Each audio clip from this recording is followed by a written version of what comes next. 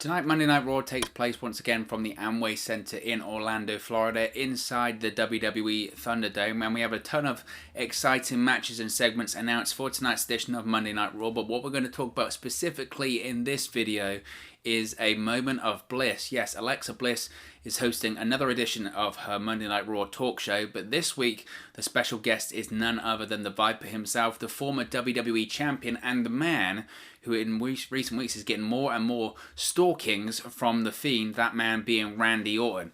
Now, of course, WWE.com have described it as if there is one thing Randy Orton's mood will not be Monday night on Raw, it's blissful. This, of course, comes after last week. Randy Orton was in the main event of Monday Night Raw. The Viper face-off against AJ Styles, with the winner going on to the Triple Threat #1 contenders match for the WWE Championship. And unfortunately for Orton, the Viper was unsuccessful after the Fiend distracted Randy Orton in the main event, allowing AJ Styles to hit the phenomenal forearm and cash his check, as it were, into the Triple Threat #1 contenders match. So it raises the question, when are we going to get the Fiend versus Randy Orton? It looks like we're going to get it very soon, and the continuation of the Bray Wyatt versus Randy Orton feud will continue tonight on Monday Night Raw in this A Moment of Bliss segment, because we've been seeing this the last few weeks. We've been seeing this for at least, 4 weeks at this point, that Bray Wyatt is coming after Randy Orton. That is a given. Bray Wyatt is coming after Randy Orton. Why? Because Bray Wyatt remembers. Bray Wyatt remembers the history. For several weeks, Bray Wyatt and Alexa Bliss have alluded to there not being peace between the Viper and the hosts of the Firefly Funhouse. Now, the Fiend finally has got very, very close to Randy Orton. Notice he hasn't really touched Orton yet.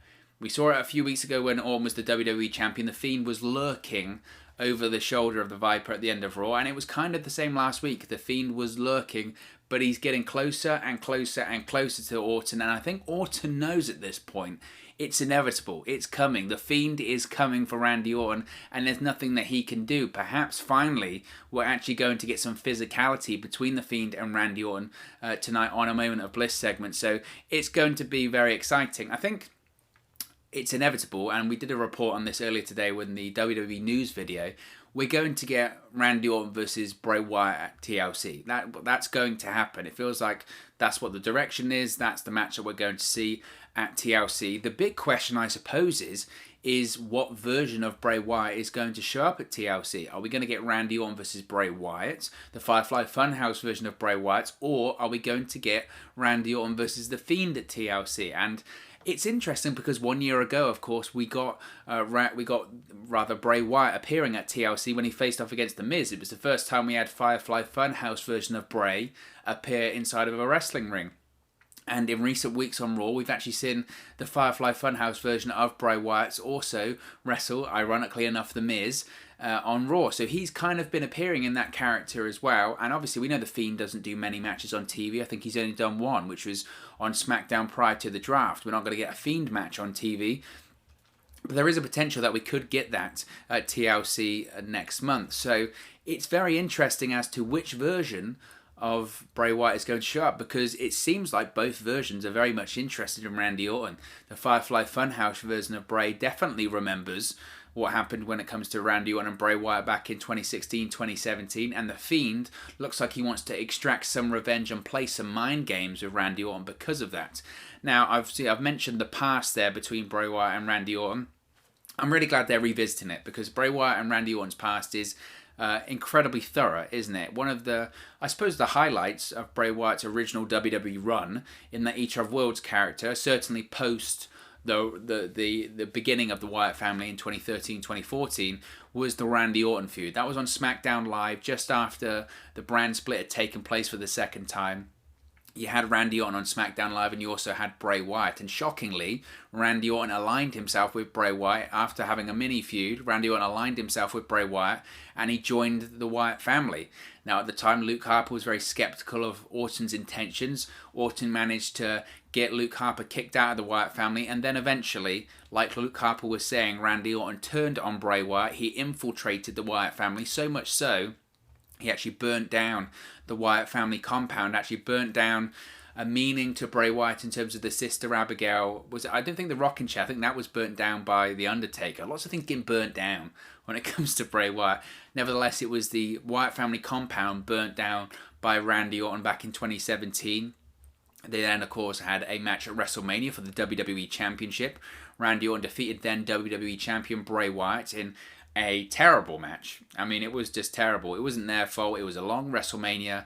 And on top of that, you had projections onto the ring of earthworms and maggots and all that kind of stuff. It just didn't work. It just didn't work. And that was, to be honest, the biggest letdown of that Bray Wyatt-Randy Orton feud was the matches. The matches didn't work. The storytelling, the promos, the time they took to tell the story, all of that was fantastic. All of that really did work. What didn't work was the matches. The matches just weren't good enough. The matches were not good enough, unfortunately. You had the match at WrestleMania, and then on top of that, you had the House of Horrors match at Extreme Rules the following month. And again, it just didn't work. It was, I mean, universally panned. I mean, the match at WrestleMania wasn't great and got a lot of criticism. What was worse than that was that House of Horrors match. It was, I guess, the introduction from a WWE point of view to cinematic wrestling, or the first time in a while we'd seen a proper cinematic style match, and it just didn't work. It really didn't work. So hopefully if we get a Bray Wyatt or The Fiend versus Randy Orton match at TLC, hopefully that's going to be better than the match that they had previously. When it comes to Bray Wyatt and Alexa Bliss, they just are the best thing on Monday Night Raw at the moment. Now, Raw, I would say, is substantially better than it was pre-draft. I think Raw did very well in the draft in terms of it got some stars on there that are very interesting. The biggest draft pick, without a shadow of a doubt, for Monday Night Raw was Bray Wyatt and Alexa Bliss, and they continue to be like they kind of were on SmackDown. I think for a long time, Bray Wyatt and Alexa. Well, not. I'm kind of contradicting myself here. I think for a while, the Firefly Funhouse version of Bray and The Fiend had kind of, I don't want to say stale, but it was very paint by numbers. It kind of was the same as it was back in 2019 when this version of Bray Wyatt debuted, was kind of the same. You added in Alexa Bliss, it's changed everything. It's a whole new dynamic, and people were really getting into it on SmackDown. But also you had Roman Reigns, of course, on SmackDown as well, doing great things too. So it was two things that were absolutely brilliant on that show. So when Bray Wyatt and Alexa Bliss did get transferred over to Raw, I think a lot of people thought, is that the right thing to do? And it absolutely was, because Bray Wyatt and Alexa Bliss can continue to be one of the best things on the show. Certainly now they are the best thing on Monday Night Raw every single week. Their segments are so unique. The Firefly Funhouse has got a massive shot in the arm because it's totally different with the added dynamic of Alexa Bliss. Their interactions when they're in the ring, the interactions that Alexa Bliss has with The Fiend. Of course, Alexa Bliss has two personalities now, like Bray Wyatt. She's got the Firefly Funhouse version of Alexa Bliss, but she's also become the Fiendess. She's become this darker, more sinister version of Alexa Bliss with the contact lenses, just like The Fiend. It's Harley Quinn and the Joker. I said this before, it's Harley Quinn and the Joker. And I know people hate that analogy and say, oh, it's terrible, but it works. It absolutely works. The dynamic here is just spot on. Every single segment they do is bang on. It's memorable, it's unique, it's compelling. You can't look away when they're on the screen. It's just that good. It is just that good. Now, what is interesting about this whole Randy Orton Bray Wyatt feud is, who's the babyface here? Because I can't tell you. I don't know who is the babyface. The closest person, I suppose, to the babyface is Bray Wyatt. Randy Orton certainly is the heel. There's no doubt in my mind he's the heel, and he's not switching. You have to think of who's on the horizon for Randy Orton. Edge is on the horizon, we know, for the Royal Rumble or WrestleMania. So Randy Orton's a heel. He's not turning babyface. So that isn't happening. Bray Wyatt, he's kind of a tweener at the moment, isn't he, realistically? I mean, look at his opponents he's faced recently on Raw. The Miz. The Miz is a heel. Is Bray Wyatt a babyface? But then Alexa Bliss still comes across as a heel, especially with her interactions with the likes of Nikki Cross. So this is interesting. To me, it still feels like what took place in the summer is stuck, in the sense that Bray Wyatt, during his feud with Braun Strowman, it was a double turn. Braun Strowman turned heel, Bray Wyatt turned babyface. There was a concern when it came to Bray Wyatt turning babyface online that it couldn't work. The Fiend character couldn't work, and the Firefly Funhouse version of Bray Wyatt couldn't work as a babyface. I was always totally against that. I felt that it absolutely could work. My biggest example of that was The Undertaker. People didn't think when The Undertaker first debuted that could work as a babyface. It became one of the biggest babyfaces of all time. People like different, people like weird, people like dark baby faces, as long as the character doesn't change. And I think fundamentally that's been the case with Bray Wyatt now. The character hasn't changed. The character has evolved and it's got a different dynamic with Alexa Bliss, but it hasn't changed. The only thing that's kind of changing now when it comes to the Bray Wyatt and the Fiend character is the opponents. That's the only thing. That's the difference between a heel and a babyface for a character like Bray Wyatt or The Undertaker. It's just the opponents have changed. And I think that's the case now with Bray Wyatt with this feud with Randy Orton. He's now just facing a heel. Before he was facing babyfaces, now he's facing heels. The intentions, the malice, the darkness of the Fiend and the Bray Wyatt character, to be honest, the Firefly Funhouse is just the darkness is a bit more subtle. None of that's changed. Nothing's changed when it comes to that. And I think that's the genius of how the Fiend, I think that's the genius of how the Bray Wyatt Firefly Funhouse character can work as a babyface, is that you change nothing. You change nothing about the character. You change nothing about the way he talks, the presentation. It does evolve. Obviously, with Alexa Bliss being involved, it's a different dynamic. But fundamentally, the character doesn't change. And I think that's how it should work. Now, obviously, every person the Fiend comes in touch with changes. So it begs the question, is Randy Orton going to change into a babyface because of this interaction with the Fiend? No, I don't think so. He won't turn babyface because he's going to be facing Edge soon. And another question, speaking of Edge's, how does Edge factor into this? Now, I don't know if Edge will specifically factor into this Bray Wyatt-Randy Orton feud, but you have to know that Edge versus Randy Orton 3 is happening, and it's happening pretty soon in the grand scheme of things. It's not a case of, oh, will it happen? It's a case of when it will happen. Because we know that that's the plan. That was the plan for SummerSlam, but Edge got hurt. Then it was rumoured that it was planned for WrestleMania, WWE Championship on the line. That's why Randy Orton won the WWE Championship. Plans have now changed. But when does Edge come into all of this? Because you could have Randy Orton versus Bray Wyatt TLC. Or the way I would like to see it is Randy Orton versus Firefly Funhouse version of Bray at TLC. Then at the Royal Rumble, you develop the feud and you have Randy Orton versus The Fiend at the Royal Rumble. And then you have Edge versus Randy Orton 3 at WrestleMania. I think that's the most likely scenario for how we go now. I don't think Edge versus Orton is going to be for the WWE Championship. The issue now is we're getting rumours of change of plans because WWE loves to change plans. There are now rumours of Edge versus The Fiend / Bray Wyatt at WrestleMania. Edge and Beth Phoenix versus Bray Wyatt and Alexa Bliss at WrestleMania. That would mean that Edge versus Randy Orton 3 gets moved because the match is happening.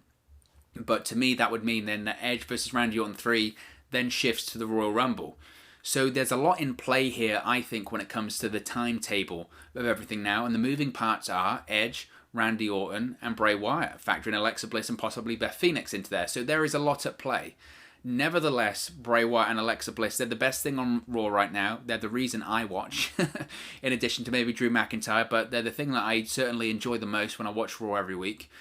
Issue is, I suppose, with this feud, and this might be me nitpicking slightly, I'm really excited for this feud. I'll start off with that. I'm really excited with this feud. I think The Fiend versus Randy Orton, the history there just makes this feud brilliant in terms of a compelling story that you can really sink your teeth into.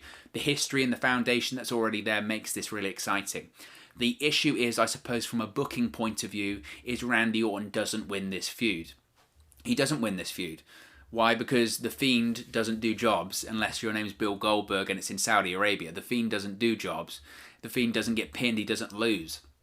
The issue then becomes with Randy Orton because he's losing the feud. He hasn't won in a while. And I know the response to that would be, well, he was the WWE Champion. He was the WWE Champion for a hot second, for a cup of coffee. And in between all of that, he lost. He lost to Drew McIntyre at SummerSlam. He lost to Drew McIntyre at Clash of Champions. He lost to Keith Lee at Payback. Yes, he won at Hell in a Cell, but then he lost it on Raw. So coming out of that Drew McIntyre feud, he lost. Coming out of that brief Keith Lee interlude, he lost. In this Fiend feud, he will lose. And I know Randy Orton is bulletproof, and I know it doesn't really matter at this point because he's a credible Hall of Fame worthy and a short first ballot Hall of Famer. It doesn't matter if Randy Orton loses. Nevertheless, Randy Orton versus Edge is going to be in a prime match for WrestleMania or whenever it happens. And the issue that will be with that is Randy Orton needs to have some steam coming into that Edge match. If he's losing all of his feuds, where's the steam? Where's the hotness of Randy Orton there? It doesn't massively influence, you know, the anticipation of Edge versus Orton 3, but it does diminish from it slightly. I mean, if Randy Orton's losing all the time, why should he have a problem with Edge? Why should Edge have a problem with him? I don't, you know, it's a difficult thing. At one point, Edge versus Randy Orton 3 was scheduled to be a WWE Championship feud at WrestleMania. Now you're wondering where's Randy Orton going to get his next win from. Again, Randy Orton is bulletproof, but he isn't inevitable to losing every match. That will hurt him. He can't lose every match in every feud. Nevertheless, he won't beat The Fiend. He just won't beat him. The Fiend has only done one clean job, that's to Goldberg. In matches where he has lost, he hasn't been pinned or submitted. Even the Reigns triple threat match at Payback rather with Braun Strowman, Strowman took the fall. So in this feud, The Fiend wins. So it's a booking dilemma there. That's the only issue here. It's a booking dilemma. Nevertheless, I'm really looking forward to it. As I mentioned, there is a ton of history here. It follows the pattern of The Fiend remembering, right? You've got Finn Balor. He had a feud with Bray Wyatt in the past. The Fiend remembers. Daniel Bryan, like Randy Orton, infiltrated the Wyatt family. The Fiend remembers. John Cena defeated Bray Wyatt at WrestleMania 30. The Fiend remembers. Braun Strowman was part of the Wyatt family. The Fiend remembers. It follows the pattern of The Fiend remembering, revisiting past matches, revisiting past feuds and opponents, and righting the wrongs of it. So I'm excited for it. The Fiend remembers, and as I mentioned, when it comes to the Bray Wyatt Randy Orton feud previously, the only thing that let it down was the matches. The stories, the promos, the storylines, all of it worked. So to revisit that is great, and maybe right the wrong of having a great match. As long-time fans, this is why I like this kind of stuff, because it's kind of like being rewarded, right? You're being rewarded for being a loyal, long-time viewer because you remember this past feud with Randy Orton and Bray Wyatt. You remembered how good the promos was and how good the story was. So it's kind of a nice revisit, and there's tons of Easter eggs involved there. So that's why I think revisiting this Bray Wyatt Randy Orton feud is so exciting. Nevertheless, I'm excited for this Moment of Bliss segment tonight. What are your thoughts on the Moment of Bliss segment with Randy Orton, Alexa Bliss, and possibly Bray Wyatt and The Fiend too? Let me know your thoughts in the comment section below. I'll be sure to respond and reply to all of your comments. Really enjoy interacting with you guys, chatting about Monday Night Raw and WWE here on the channel, so be sure to leave a comment below. If you have enjoyed this video, please do smash a like on the like button. Really does help us out here on YouTube. Go up the rankings and get into people's recommendation feeds if they haven't seen our videos previously. But most importantly, if you haven't already, please do subscribe to Wrestle News 365. You can do that by clicking the bottom right hand corner of the screen right now, or if you wait a few seconds, there'll be a subscribe button at the end of this video along with another video for you to watch. Thank you very much for watching, listening, streaming, or however you come across this video today, and I'll speak to you again very, very soon. Hey guys, thank you for watching, listening, streaming, or however you come across this video today. Be sure to click on the video on the right there to watch our next video, or click the bottom there to subscribe, or the bottom right hand corner. Thank you very much, and I'll speak to you again very soon.